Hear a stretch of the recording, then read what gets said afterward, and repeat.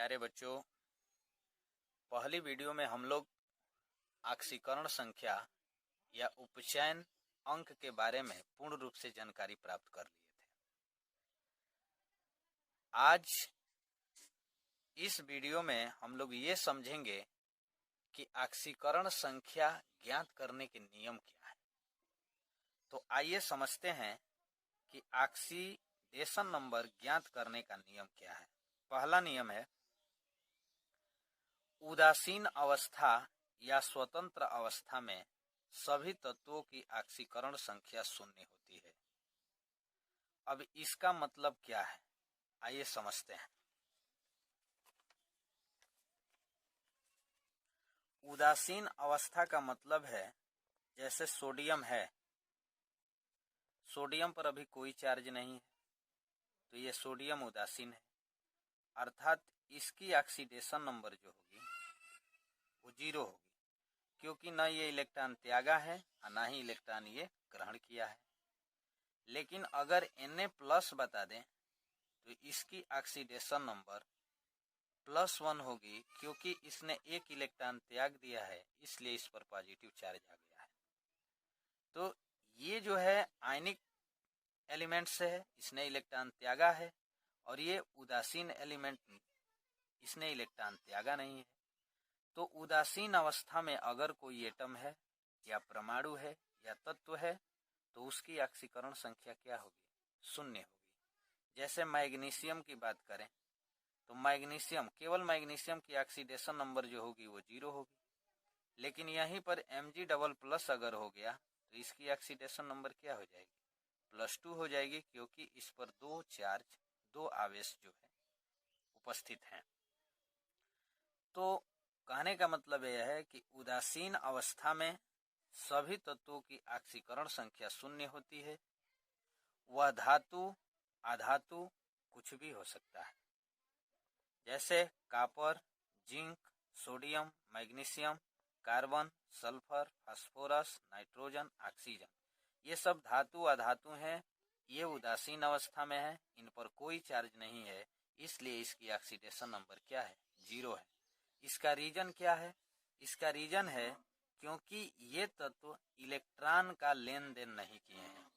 इन लोगों के बीच इलेक्ट्रॉन का लेन देन नहीं हुआ। अगर ये इलेक्ट्रॉन त्यागता तो इस पर पॉजिटिव चार्ज आता, अगर ये इलेक्ट्रॉन ग्रहण करता तो इस पर निगेटिव चार्ज आता।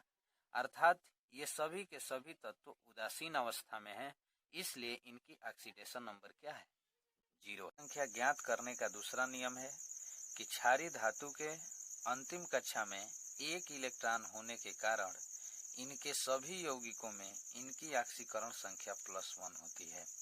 अब क्षारीय धातु क्या होती है? आवर्त सारणी में S ब्लॉक के फर्स्ट A ग्रुप के सभी तत्व क्षारीय धातु के नाम से जाने जाते हैं। ये समझते हैं। क्षारीय धातु को एल्किल मेटल्स के नाम से जाना जाता है। ये फर्स्ट ग्रुप है, hydrogen, lithium, sodium, potassium, rubidium, caesium, francium. इन सभी तत्वों के अंतिम कक्षा में एक इलेक्ट्रॉन होते हैं। अगर ये पहले आवर्त में है तो 1s1 होगा, दूसरे में होगा तो 2s1 होगा, तीसरे में है तो 3s1 होगा, इसी तरह चौथे आवर्त में है तो 4s1, इसी क्रम में अगर पांचवें में है तो 5s1, छठवें में 6s1 और सातवें में है तो 7s1।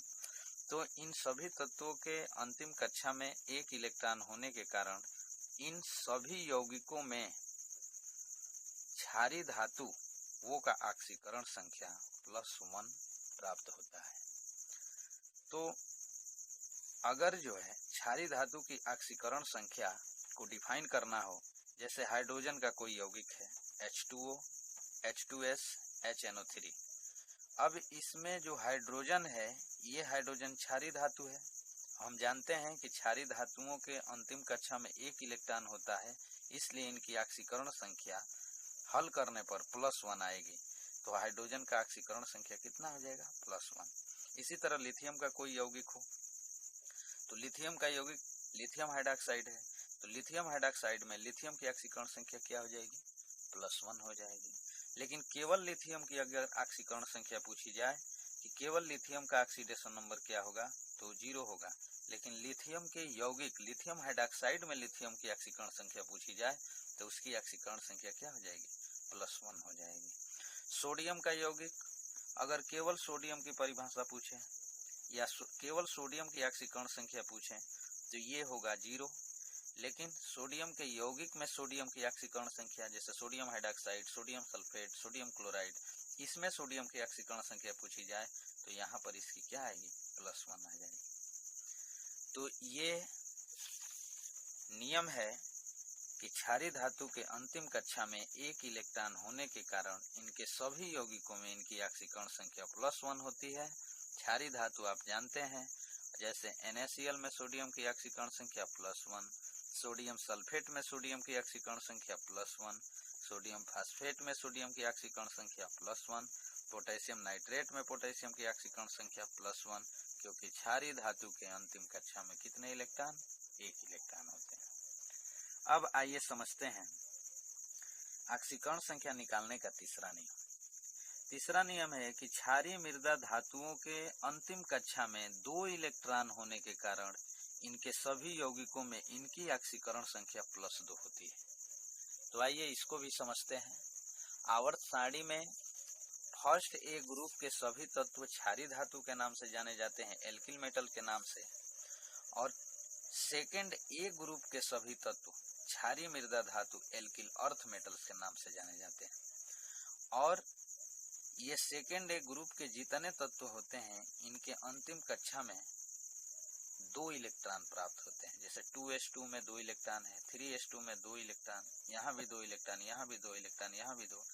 तो इस तरह से इन सभी के अंतिम कक्षा में लास्ट सेल में 2 इलेक्ट्रॉन प्राप्त होने के कारण इनके सभी यौगिकों में इनकी ऑक्सीकरण संख्या क्या आती है? +2 आती है।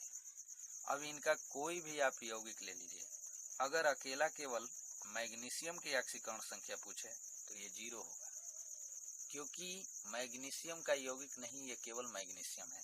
लेकिन अगर मैग्नीशियम ऑक्साइड में मैग्नीशियम की ऑक्सीडेशन नंबर पूछें, मैग्नीशियम की ऑक्सीडेशन नंबर, तो यहाँ पर कितनी होगी? +2 होगी, क्योंकि इसके अंतिम में कितने इलेक्ट्रॉन आते हैं?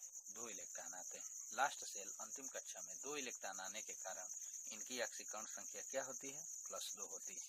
आइए समझते हैं।